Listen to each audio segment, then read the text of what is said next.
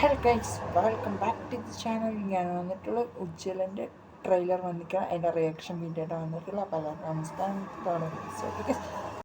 ഗ്രാമം ഈ ഗ്രാമം സ്ഥിതി കൊള്ളുന്ന തന്നെ നന്മയുടെയും സന്തോഷത്തിന്റെയും പ്രതീകമായിട്ടാണ്. അതിന്റെ പ്രധാന കാരണം ഇവിടുത്തെ നാട്ടുകാരാണ്. അങ്ങനെയല്ല, കുറ്റകൃത്യങ്ങളൊന്നും നടക്കാറില്ല. ക്രൈം റേറ്റ് ഏറ്റവും കുറവുള്ള സ്റ്റേഷനാണ് ഞങ്ങളത്. പ്ലാച്ചിക്ക വന്നത് ഈ ഭൂമിയിലൊരു സ്വർഗമാണ്.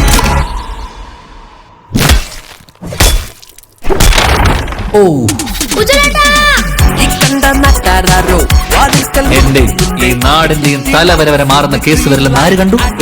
എന്തോ പഴക്കൊല മിസ്സിംഗ് ആണെന്ന് കേട്ടു. അവസാനമായിട്ട് ഈ ആടിനെ എവിടെ കണ്ടത്? പിന്നെ ഇത് നമ്മുടെ നാട്ടിലെ തന്നെ ആദ്യത്തെ കൊലപാതക. കാര്യങ്ങൾ വല്ലതും ധാരണയുണ്ടോ? ബോഡിയിൽ ചുറ്റികൊണ്ടോ സമാനമായ എന്തോ കൊണ്ട് കുറച്ച് പാടുകളുണ്ട്, പ്രത്യേകിച്ച് നെറ്റിയിൽ.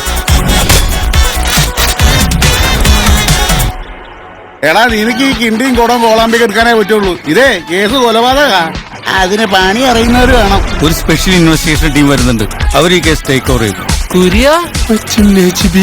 സാധാരണ ഈ നാട്ടിൽ എന്ത് കേസ് ഉണ്ടായാലും പോലീസുകാരും നാട്ടുകാർ എന്നെയാ വിളിക്കാറ്. 2 ക്രൈം സീനിലും പ്രോപ്പർ പോലീസ് പ്രൊസീജിയേഴ്സ് ഫോളോ ആയതുകൊണ്ട് തന്നെ അവിടങ്ങളിൽ നിന്ന് ഇതിൽ തെളിവ് കിട്ടാനുള്ള ചാൻസ് വളരെ കുറവാണ്. എന്റെ ഗുരുക്കന്മാർ എന്നോട് പറഞ്ഞിട്ടുണ്ട്, ഒരു ക്രൈം സീനും പെർഫെക്റ്റ് അല്ല. കേസ് അന്വേഷണം തെളിയിക്കലൊക്കെ നല്ലതാണ്, പക്ഷെ അത് ഞാനിവിടെയുള്ളപ്പോ വേണ്ട. സാറും കൊള്ളാം, 5 മിനിറ്റ് കൊണ്ട് കഥ മൊത്തം മാറ്റിയല്ലേ.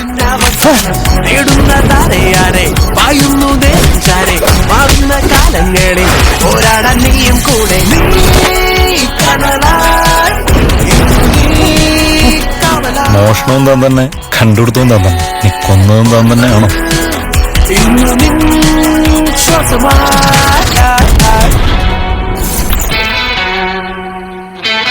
ആരും കൈയടിക്കണ്ട.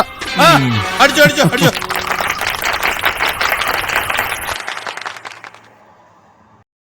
അപ്പോൾ ട്രെയിലർ ഒരു ഗംഭീര ട്രെയിലർ തന്നെയാണ് തന്നിട്ടുള്ളത്. ആദ്യം ചെറിയ ചെറിയ അന്വേഷണങ്ങളുമായിട്ട് ധ്യാൻ ശ്രീനിവാസൻ പോകുന്നു. അത് കഴിഞ്ഞിട്ടാണ് കൊലപാതകത്തിലേക്ക് എത്തുന്നത്. കിട്ടില്ല ഒരു ട്രെയിലർ തന്നെയാണ് ഇവരുടെ ഭാഗത്ത് നിന്ന് ഒഫീഷ്യലി നമുക്ക് ഇറക്കി വിട്ടിട്ടുള്ളത്. എനിക്ക് പേഴ്സണലി സൂപ്പറായിട്ട് ഇഷ്ടപ്പെട്ടു ഈ ഒരു ട്രെയിലർ. എല്ലാം കൊണ്ടും ഒരു ധ്യാൻ ശ്രീനിവാസൻ്റെ ഒരു മികച്ച ഒരു മൂവി ആകട്ടെ എന്നാണ് എൻ്റെ ഒരു പ്രതീക്ഷ. പിന്നെ എല്ലാവർക്കും ഒരു പ്രതീക്ഷ വയ്ക്കാനുള്ള ഒരു മൂവി ഉണ്ട് എന്നാണ് തോന്നുന്നത്. നമുക്ക് മെയ് 23-ാം തീയതിയാണ് റിലീസിംഗ് ഡേറ്റ് കൊടുത്തിട്ടുള്ളത്. അത് ഗംഭീര സിനിമയാകട്ടെ.